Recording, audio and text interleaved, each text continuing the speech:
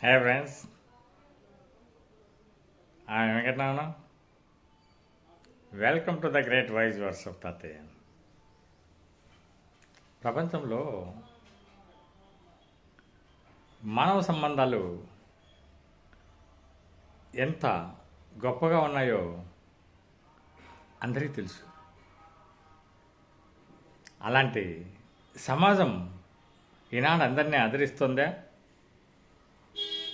అందరికీ సరైన అవకాశాలు కల్పిస్తుందా? అందరికీ సరైన అవకాశాలు కల్పిస్తుంటే మరి కొంతమంది అన్ఎంప్లాయీస్గా ఉంటున్నారు, కొంతమంది ఎన్నో కష్టాలు పడుతున్నారు. అసలు డిజేబుల్డ్ పర్సన్స్ పరిస్థితి ఏంటి, వాళ్ళు ఎలా ఉన్నారు అని ఒక అనాలిసిస్ మనం తీసుకున్నట్లయితే సమాజంలో అన్ని వర్గాలకు సమానమైన అవకాశాలు కల్పించినప్పుడు, ప్రపంచంలోని అవకాశాలని గొప్పగా సృష్టించడానికి ప్రయత్నం చేసినప్పుడు, ఎక్కడైనా ఎవరైనా ఎలాంటి వాళ్ళైనా వాళ్ళ యొక్క పర్ఫార్మెన్స్ బట్టి ఖచ్చితంగా రాణిస్తారు, విజయం సాధిస్తారు అనడంలో ఏమాత్రము మనకు డౌట్ లేదండి. మీ అందరికీ తెలుసు, భారతదేశం తీసుకుంటే, మన ఇండియా తీసుకుంటే, ఇండియాలో 16 సంవత్సరాలు వయసులో ఉన్నప్పుడు సుధా చంద్రన్ అనుకోని పరిస్థితుల్లో ఒక గొప్ప యాక్సిడెంట్ జరిగినప్పుడు ఆమెకు కాలు పోయింది. కానీ అంతటితో ఊరికే ఉండలేదే. నా కాలు పోయింది, నేను పనికిరాను, సమాధానం పనికిరాను, నేనేం సాధించలేను అనుకోలేదు మిత్రులారా. అయినా సరే తన డిజేబిలిటీ ఎప్పటికి కూడా అడ్డంకి కాదు నా విజయానికి అనుకుంది. అలాగే ఆమె సాధించింది. ఏం సాధించింది?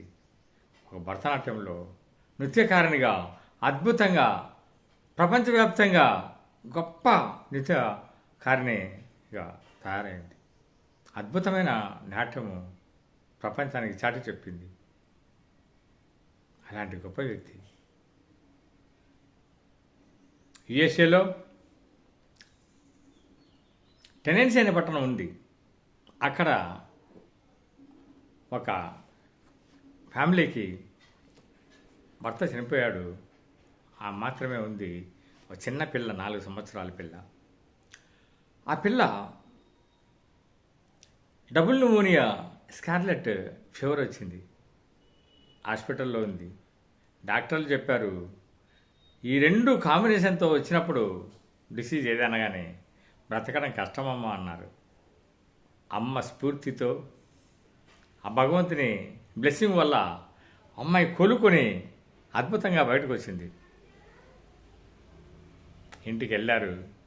ఆనందంగా తల్లి బిడ్డ చాలా చక్కగా జీవితం గడుపుతున్నారు. అంతలోనే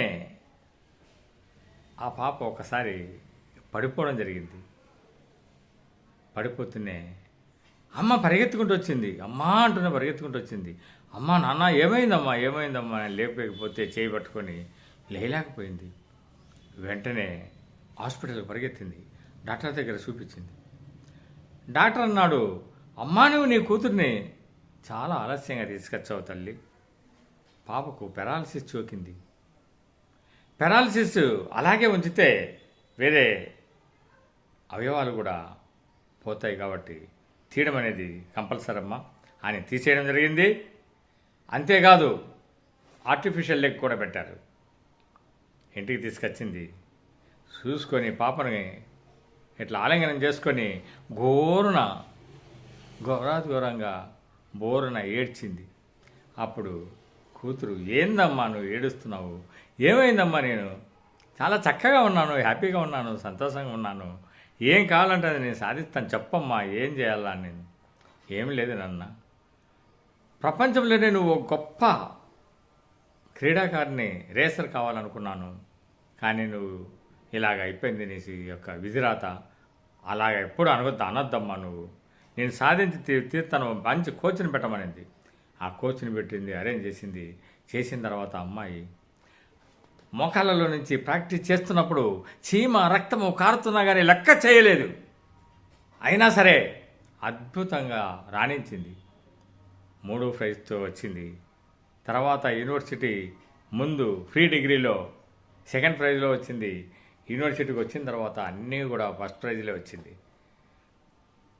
ఆ గవర్నమెంటు 1960 సంవత్సరంలో ఒలింపిక్స్ జరుగుతుంటే ఆ అమ్మాయిని సెలెక్ట్ చేసింది. ఆ యొక్క ఒలింపిక్స్లో 100 మీటర్స్, 200 మీటర్స్, 400 మీటర్స్ అన్నీ తానై ప్రపంచానికే గొప్ప కీర్తి తెచ్చింది. వాళ్ళ అమ్మ కోరిక నెరవేరింది. ప్రపంచంలోనే ఒక గొప్ప క్రీడాకారిణి కావాలనుకుంది, గొప్ప రేసర్ కావాలనుకుంది, నెరవేరింది. దానికి కావాల్సింది మన మైండ్ సెట్, మనస్సు దృఢంగా ఉండాలి, సంకల్పాలు దృఢంగా ఉండాలి, మన యొక్క డిజైర్ బాగా గట్టిగా ఉండాలి, టైం యూటిలైజ్ చేసిన అద్భుతంగా చేసుకోవాలి, ఇన్వాల్వ్ కావాలి, కమిట్మెంట్ పెట్టుకోవాలి, డెస్టినేషన్ స్ట్రాంగ్గా ఉండాలి, టైం ఫ్రేమ్ పెట్టుకుంటే ఖచ్చితంగా మనం కన్సిస్టెన్సీగా మనం ప్రాక్టీస్ చేసినట్లయితే నేను సాధిస్తాను అనుకుంది, మరి సాధించింది. మిత్రులారా, ఇక్కడ మరి డిజేబిలిటీ ఏమైనా అడ్డంకిగా వచ్చిందా? లేదే, అద్భుతంగా రాణించింది. మరి చక్కటి విజయము, ప్రపంచంలోనే ఒక గొప్ప రేసర్గా తయారైంది. ఎప్పుడూ కూడా మనం వైఫల్యం అనేది సక్సెస్కు ఎప్పుడు కూడా అడ్డంకి కాదు అని నిరూపించింది. మిత్రులారా, సబ్స్క్రైబ్ చేయండి, లైక్ చేయండి, షేర్ చేయండి, సపోర్ట్ చేయండి మిత్రులారా. Thank you.